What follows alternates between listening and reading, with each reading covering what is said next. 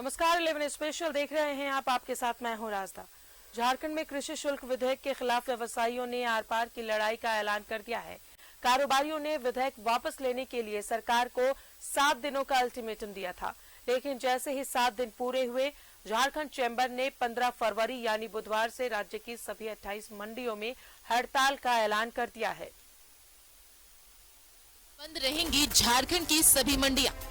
कृषि शुल्क विधेयक के खिलाफ चैम्बर का ऐलान। 2% टैक्स लगाने के खिलाफ हड़ताल। झारखंड में कृषि शुल्क विधेयक के खिलाफ चैम्बर अब आर पार की लड़ाई के मूड में आ गया है। झारखंड चैम्बर ऑफ कॉमर्स ने बुधवार से राज्य की तमाम मंडियों में हड़ताल का ऐलान किया है। राज्य की सभी खाद्यान्न दुकानें बंद रहेंगी। राइस मिल के साथ फल की दुकानें भी बंद रहेंगी। पूरे झारखंड में खाद्यान्न व्यवसायी अपने दुकानों को बंद रखेंगे, अपने प्रतिष्ठान को बंद रखेंगे, अपने मंडी को बंद रखेंगे और साथ में राइस मिलर और जो भी इससे जुड़े हुए हैं, फल के व्यापारी हों, पशुधन वाले हों, सब अपना अपना दुकान और प्रतिष्ठान बंद रहेगा। कल से अनिश्चित काल हड़ताल रहेगा। मंडियों और खाद्यान्न दुकानों के बंद होने से आम लोगों की परेशानी बढ़ सकती है। आपूर्ति प्रभावित हुई तो महंगाई भी बढ़ सकती है। वहीं हड़ताल से झारखंड को रोजाना 100 से 150 करोड़ राजस्व का नुकसान होगा, लेकिन चैम्बर ने इसके लिए सरकार को जिम्मेदार ठहराया है। दाल हो गई, तिलहन हो गई, ये सब पूरे इंडिया में सबसे महंगा हमारा हो जाएगा। डबल टैक्स लगेगी हमें। अगर हम बात करें किसानों की, जैसा ही हमारे चावल मिल अगर पलायन करेंगे तो कहां जाएंगे बेचने के लिए अपना धान? वो तो सरकार को इसको सोचना चाहिए। थोड़ा सा अगर फायदा होगा अगर इनको टैक्स पुटअप करने से, तो उससे हजारों गुना ज्यादा नुकसान होगा हमारे ट्रेजरी को, हमारे सब लोगों को। हमारे जो बच्चे हैं जो आज के दिन में मिल में काम कर रहे हैं, बाकी जगह काम कर रहे हैं, ऐसे ही बेरोजगारी इतना ज्यादा है, बेरोजगारी और बढ़ जाएगी, भविष्य में तो और ज्यादा बढ़ेगी। बिल से क्या फायदा मिलेगा? इससे उपभोक्ता को भी नुकसान है, व्यापारी को भी नुकसान है और किसान को भी नुकसान है।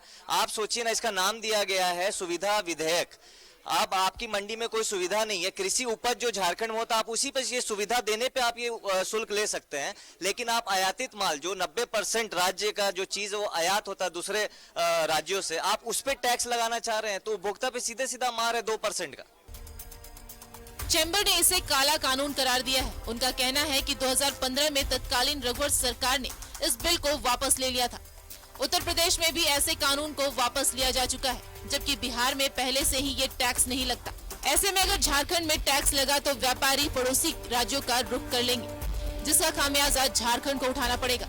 चैम्बर के आंदोलन को बीजेपी ने भी समर्थन दिया है। रांची सांसद संजय सेठ ने कहा है कि लूट की छूट के लिए सरकार ने ये विधेयक लाया है। लूट की छूट के लिए यह 2% कृषि उत्पादन जो टैक्स लगाया गया है, इसका हम घोर विरोध करते हैं और ये गलत नियत से लगाया टैक्स है। और कल से जो व्यापारी हड़ताल पे जा रहे, व्यापारी जो अब तालाबंदी कर रहे हैं कल से खाद्यान्न की और सब्जी फल मंडी की, मैं इसका समर्थन करता हूं। जरूरत पड़ी तो सड़क पर उतर के भी इस काले कानून का, इस काले नियत वाले जो टैक्स लगाए उसका विरोध करेंगे। राज्य के बाहर से आने वाले सामानों पर 2% टैक्स लगाने का फैसला लिया गया है, जिसका कारोबारी विरोध कर रहे हैं। व्यवसायियों का कहना है कि झारखंड के वित्त मंत्री और अधिकारियों ने मंडी टैक्स वापस लेने का आश्वासन दिया था। राज्यपाल ने भी इस बिल को वापस कर दिया था, लेकिन सरकार ने दोबारा सदन में पास कराकर बिल को राज्यपाल को भेजा है, जिसके बाद राज्यपाल की मंजूरी के बाद विधेयक को कानून का दर्जा मिला। लेकिन झारखंड के कारोबारी इस विधेयक को किसान और उपभोक्ता विरोधी बता रहे हैं और सरकार से विधेयक को वापस लेने की मांग कर रहे हैं। न्यूज़ 11 भारत के लिए रांची से शहनवाज और अजय लाल की रिपोर्ट।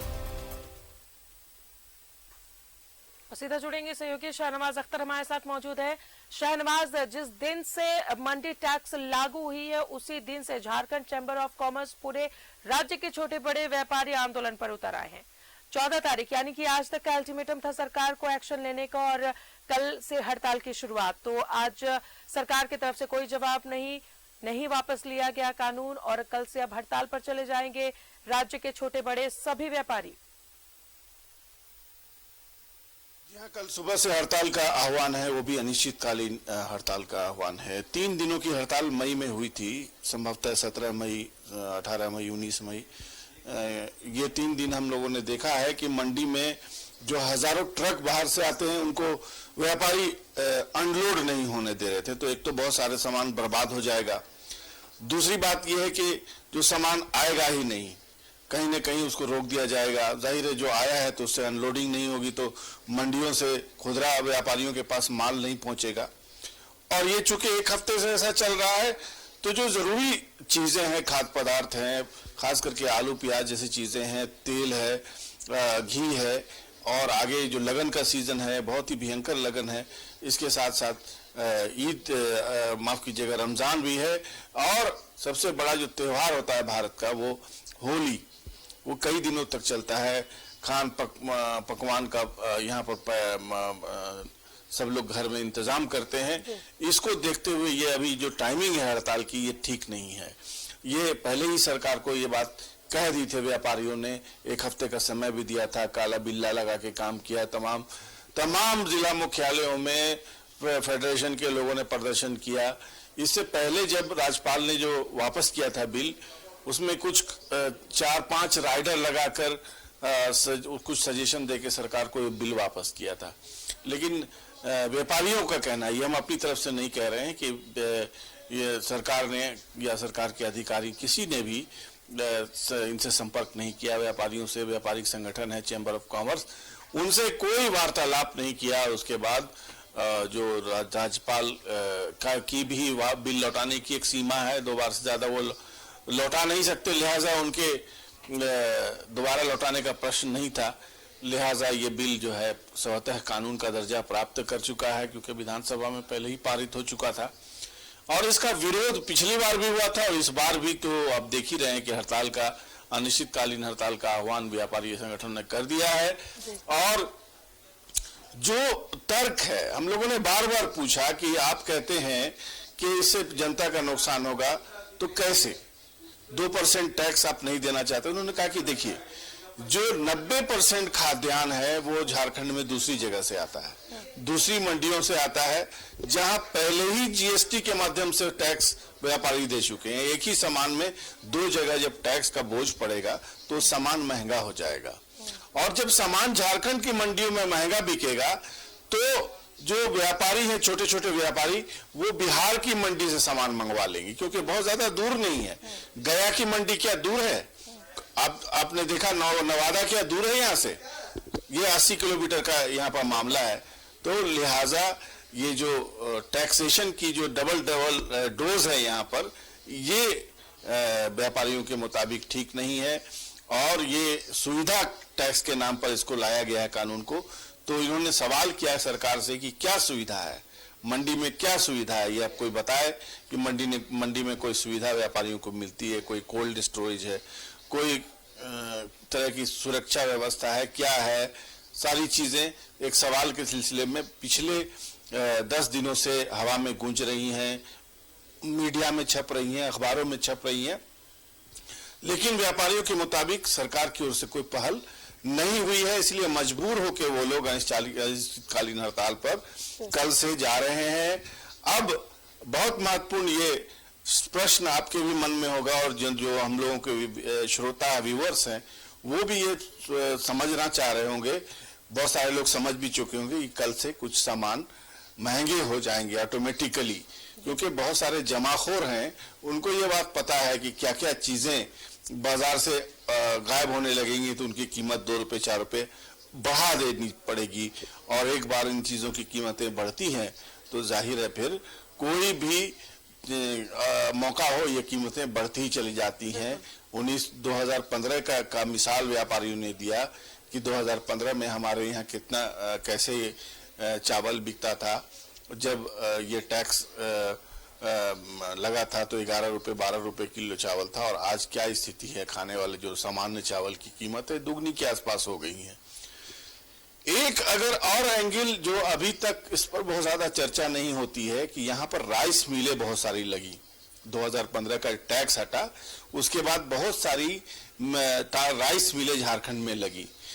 ये मिले पलायन कर जाएंगी और टैक्सेशन यहाँ पर हो जाएगा, हो गया है, बल्कि अगर 2% टैक्स लागू हो गया तो ये जो है चावल की मिले जो है यहाँ से शिफ्ट कर जाएंगी, ऐसा व्यापारी संगठन चैम्बर ऑफ कॉमर्स का कहना है। अगर ऐसा हुआ तो हजारों लोगों का रोजगार इससे प्रभावित जरूर हो सकता है, क्योंकि झारखंड में ये फैक्ट्रीज हैं तो जाहिर है झारखंड के लोगों को ही फायदा है, इससे किसानों को फायदा है, जो किसान अपना जो चावल है वो मिलों में बेचते हैं, मिलों से उसको तैयार करवाते हैं, चावल बनाते हैं, चूड़ा बनाते हैं, जैसे जैसे चीजें जो होती हैं बाई प्रोडक्ट।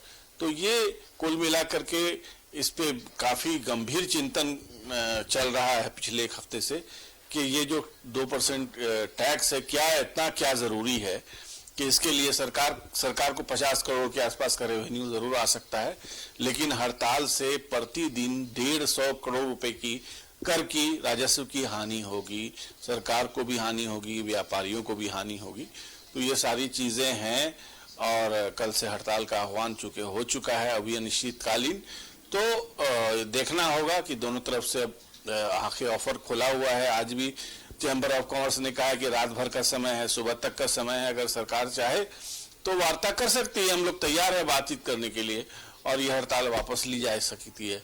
लेकिन अभी तक कहीं से कोई पहल की कोई सूचना हमें प्राप्त नहीं हुई है और हम जो समाचार प्रसारित कर रहे हैं लगातार 4:30 बजे आज जो प्रेस कॉन्फ्रेंस हुई है चैम्बर से, हमने सबसे पहले उसको ऑन एयर किया, लाइव टेलीकास्ट में गए, चैम्बर ऑफ कॉमर्स के अध्यक्ष, महासचिव, सचिव सबके साथ सीधी बातचीत की ताकि ये जो संवाद है ये लोगों तक भी पहुंचे, सरकार तक भी पहुंचे।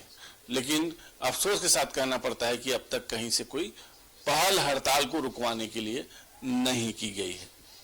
बिल्कुल शहनवाज, इस पर हमने डिस्कशन भी किया था पैनल में। हमारे Jharkhand chamber of commerce and industries के जनरल सेक्रेटरी डॉक्टर अभिषेक रामाधीन, सेक्रेटरी रोहित पोदार भी मौजूद थे।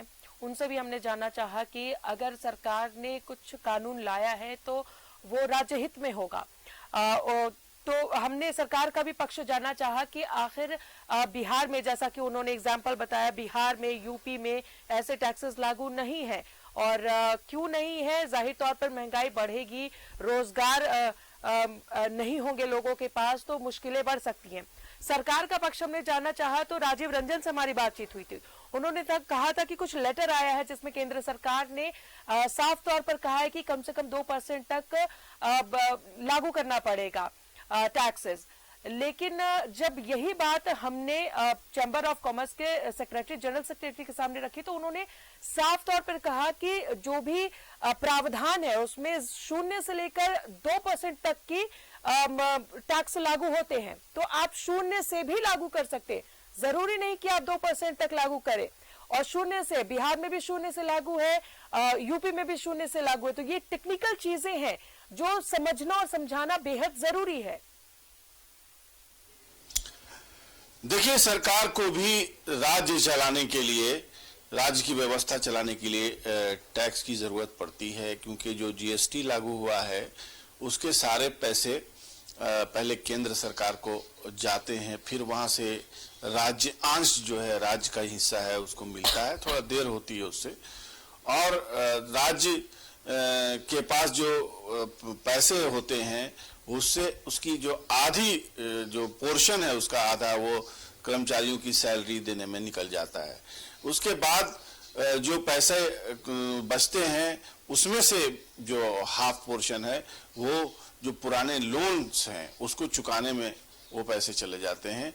फिर एक पोर्शन बचा जो 25%, वो केंद्रीय प्रायोजित योजना जो फ्लैगशिप स्कीम्स होती हैं केंद्र सरकार की, उसका जो राज्यांश होता है वो चुकाने में निकल जाता है। अब इसके अलावा आप बीच में डीवीसी का प्रकरण सुनते होंगे, अन्य प्रकरण भी सुनते होंगे, क्लेमिटी आती है, अभी सूखा राहत के लिए भी राज्य सरकार ने अंतरिम राशि जारी की थी। तो ये सारी चीजें हैं। झारखंड जैसे राज्य के पास भले ही मिनरल्स की बहुतायत हो, भरमार हो, लेकिन मिनरल्स का जो पूरा का पूरा सिस्टम इस तरह से बना हुआ है कि इसका जो पैसा है वो राज्य को सीधे तौर पर समय पर नहीं मिल पाता है। सुनना तो यही जाता है कि 1.25 लाख करोड़, 1.5 लाख करोड़ रुपया केंद्र के पास रॉयल्टी का बकाया है, वो पैसे सरकार को मिलने चाहिए मगर मिल नहीं रहे हैं। तो अब ये जो 2% सुविधा शुल्क जो है विपणन जो सेंटर्स होते हैं झारखंड की मंडियों में लगाने का प्रावधान किया गया, तो काफी गहन विचार विमर्श के बाद ही किया गया होगा, क्योंकि ये झारखंड में जो फैसला चुनी हुई सरकार के समक्ष भी आया होगा, तो उनको मुख्यमंत्री को जरूर कन्विंस किया गया होगा कि ये पैसा एक टैक्स।